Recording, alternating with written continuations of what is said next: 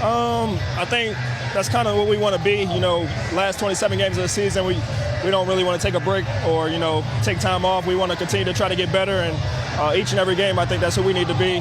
Defense first, and then get out in transition, because when everybody's playing defense, everybody eats, so that's what we want. Welcome back to Raptors basketball. A much needed break for me and for you and for the Raptors, who looked energized in their first game back from the All-Star weekend break, dismantling the Brooklyn Nets at home. This game had a little bit of everything for everyone. Scottie Barnes was a two-way beast, putting up 18 points, 12 rebounds, and 3 steals. RJ Barrett wasn't the usual scoring machine, but he notched a season-high 7 assists, prompting head coach Darko Rajakovic to compare him to Manu Ginobili. We had a conversation, and it was a couple of weeks ago, and I told him that I see some of that type of play in him, that he can actually attack, that he sees the floor really well, and that's what we need from him to do, to be able to score and attack, but also to make right plays and to be playmaker for us. And the very fortunate thing about that is that Manu Ginobili is his favorite player as well. high praise from your coach. Immanuel Quickley and Gary Trent Jr. combined for 49 points and made 10 threes, leading the way for the Raptors offensively. This was an all-around good game for the Raptors on that end, but it started with their defense. They scored over 40 points in transition and limited the Nets to just 40 points in the paint. I would say a lot of it could be technique and effort. Obviously effort is a big thing, but technique in certain positions that you put in on the defensive end, whether it's certain defenses you play in, whether it's you got the ball and you're weakened in the middle, or sometimes you have it on the side, you can ice it and keep it on the side. So it's different defenses and different things that obviously can help you depending on your teammates and your skill set as well, and it can kind of balance out. A majority of it is probably just honestly effort, just trying. A lot of guys really just don't try, to be honest. And then as you get more years in the league, you learn techniques and things that can, put you in position faster, or hand activity and stuff like that. But most of it is really just effort and being in shape, because if you're not in shape, then you don't feel like giving the effort. So now, this was a comfortable win for the Raptors. That's partially because the Nets are in disarray. They just added a new head coach, but also they did some good things defensively. The Raptors did. Now, I'm working on a story on their defense for Forbes that will be out next week. But for the film room, for the people at Raptors Republic, I want to give a little bit of a sneak peek of what I've noticed so far, at least initially, in terms of what kind of tweaks they're trying to make to this defense. So pre-game, Darko Rajakovic said that they had made a couple of adjustments over the break in terms of how they wanted to play defensively, and that was to limit the amount of points in the paint that they were getting inside from opponents. And I think mostly that is just sending tons of help towards drivers and ball handlers, whether that's nail help, whether that's help on, recovering into pick and rolls.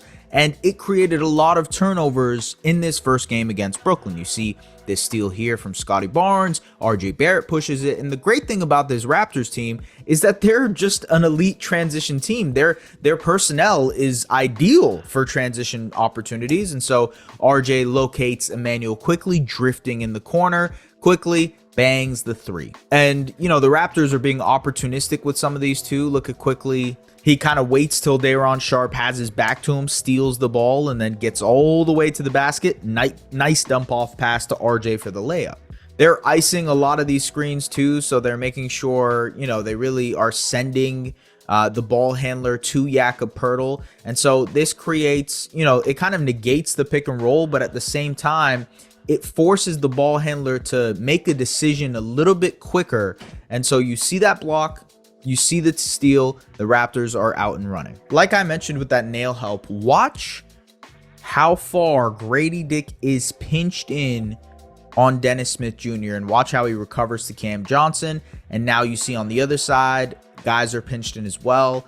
And then, ultimately this leads to a IQ steal. This is just a terrible play from Dennis Schroeder, but I think the nail help is something that I'm noticing very quickly off of the bat. And I just want to give some credit to Jakob Poeltl, who, we talk about on-ball defense, but the reason the Raptors are able to be so aggressive on ball is because of the fact that they can trust and rely in their backline protector in Jakob Poeltl. You see here, there's the block, and then another block here that gets them out and running, and Gary Trent Jr. ends up with a 3.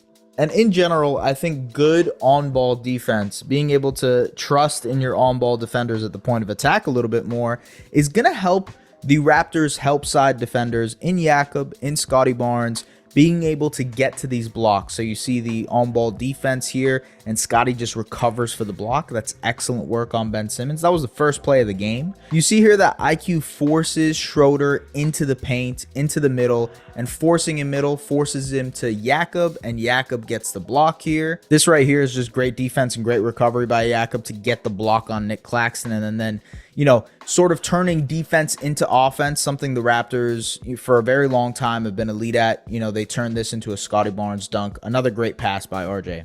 And when you see this type of effort from Scotty Barnes to negate the drive, Jakob can sell out on these drives a little bit more and be that help side guy.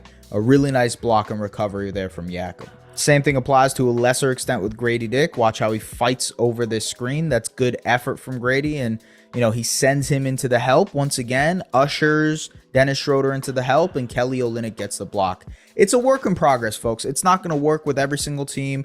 Darko Rajakovic said it post-game. Even Immanuel Quickley said it post-game that, the recipe for success that they had tonight against Brooklyn doesn't necessarily mean that they will have that exact same recipe for Atlanta tomorrow night or tonight, or Dallas a week from now. They have to be able to, it's not a one-size-fits-all type of defense that will apply, but I think schematically, you look at the personnel on this roster, they should be better than what they have been defensively. And that's one thing that's very curious to me is how are you going to manufacture this team into a good defensive team? Because they have the talent. They have the individual defenders to be better than dead last on defense since, January 1st. And they've been 28th on defense since February 1st.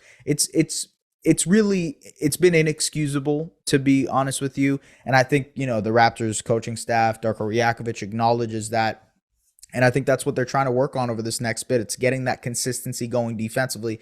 IQ post-game, in his sideline interview, sort of said the same thing. It's we understand how important defense is to this team because defense turns into offense. RJ Barrett is an incredible transition player. Scotty Barnes is an incredible transition player. IQ himself is a really incredible transition player.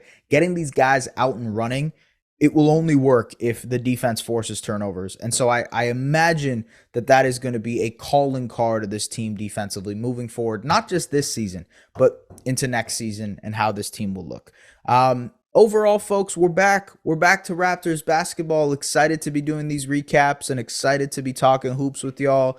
It's cool to be able to go to these games and to talk to some of the players, talk to some of the coaching staff, and get more of an insight in order to give you guys more perspective on everything that's happening as well. And from what I'm learning is there's just so many intricacies to what happens on a day-to-day basis.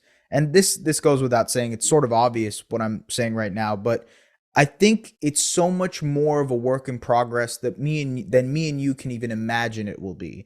And especially with a young team that has individual guys who are trying to figure out their own game. There's going to be some nights where you look incredible, like you did tonight against the Brooklyn Nets, and you just dominate a team that the Nets look like they're in disarray. They look like they're lost on every single possession, and that was evident tonight. But there are going to be nights like that, and then there's going to be nights like the San Antonio game where you don't have that effort, you don't have that, kind of energy or focus or intention behind your defense. The game plan goes out the window, and you end up losing to a really, an 11-win team. I don't know what to make of this Raptors team just yet, to be honest with you. They have a good amount of talent. They're a talented team. I don't think. Steve Clifford said this thing about the Hornets where it's listen, guys, we're not as talented as the rest of the NBA. And I don't know how that would react to the Raptors locker room, but the Raptors are a talented team. Scotty Barnes is an all-star. Immanuel Quickley is like a top 100, top 75 player in the league. RJ Barrett, the way he's playing right now, is a top 75 player in the league. They have the talent. Jakob Poeltl is a really good starting center in this league. Grady Dick is showing out a little bit more. Kelly Olynyk is a really good veteran presence for this team. I think they have the talent necessary to be better than their record is right now. But it also is a young team. It also is working through their kinks. It's also working to find their own identity. And, you know, as we finish the rest of this season, we now have less than 30 games. I'm interested to see how this identity forms, because this is it's like an unpaved road for the Raptors. It's unmarked territory in the sense that they haven't had a rebuild in the Masai Ujiri era. Like this is the first rebuild we're dealing with in the Masai Ujiri era, and we don't know how this front office operates in a rebuild. We don't know what their intentions are with what might happen this summer and moving forward. We don't know what the type of team they're trying to build is anymore. You know, for a while it was, we're hanging on to the 6-9 mantra. We're hanging on to this and that, and this is the idea of how we're going to build this team out defensively. But right now, like I said, it's unpaved road. We don't know what this team is going to look like. We don't know the calling cards of this team. And I think that's really fascinating, because they just develop naturally. And then, you know, 2-3 months from now, we'll say, oh, well, this team is one of the best teams at forcing turnovers and getting out in transition. And of course, they're going to be like that. They have all the talent in the world to do that. And I just find that fascinating. I find that process really interesting. Sorry, I don't mean to nerd out here, but it's just a cool thing that I'm interested in, folks. How development works in the NBA.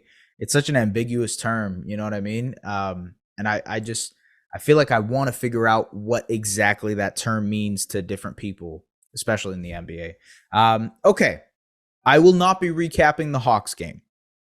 Wanted to give you guys that heads up. I will not be recapping the Hawks game. I have a friend of mine who is getting married. He's not getting married tomorrow, but we're having a little dinner thing for his wedding. And so I will not be recapping tomorrow's game. I will be watching. I'll watch it, but I won't have time afterwards to recap it. I will be back on Monday for the Pacers game. They're going to be facing off in Indiana. Speaking of Indiana, I was just there. Cold, very cold. It's actually, honestly, it's colder than Toronto. It's just the wind. It hits your bones a little bit different than it does in Toronto. I've experienced a lot of tough winters in Toronto, man. And just like the cold, it hits you a little bit different out there. I don't know what it is. I really don't know. Maybe it's just like the fact that it's like flat land and it gets hit directly. I don't know. I'm not a weatherman or a meteorologist or anything like that, but cold place, folks. Indiana is a very, very cold place. They did the All-Star weekend right. It was cool. Obviously, some of the events weren't that great, but I had an incredible experience. It was my first time being a credentialed media member at an All-Star weekend. And yes, I'm blessed to be able to do that type of stuff. Really is just like it's a humbling experience, to be honest with you. And man, I can't thank people enough for following me on this type of journey. It's cool. It's cool as hell to see. And yeah, thank you everybody. I appreciate you guys for tapping into Raptors Republic. Subscribe, as you guys usually do, to Raptors Republic. Like, comment, all those things that make this channel, you know, as good as it does. Check out the written work. Samson just dropped a really, really great piece on RJ Barrett and his playmaking. We've broke it down here on recaps as well, what makes him go. But you know, Samson, he does his great work too, folks. So thank you very much for tapping in. We will see you guys later. Bye-bye.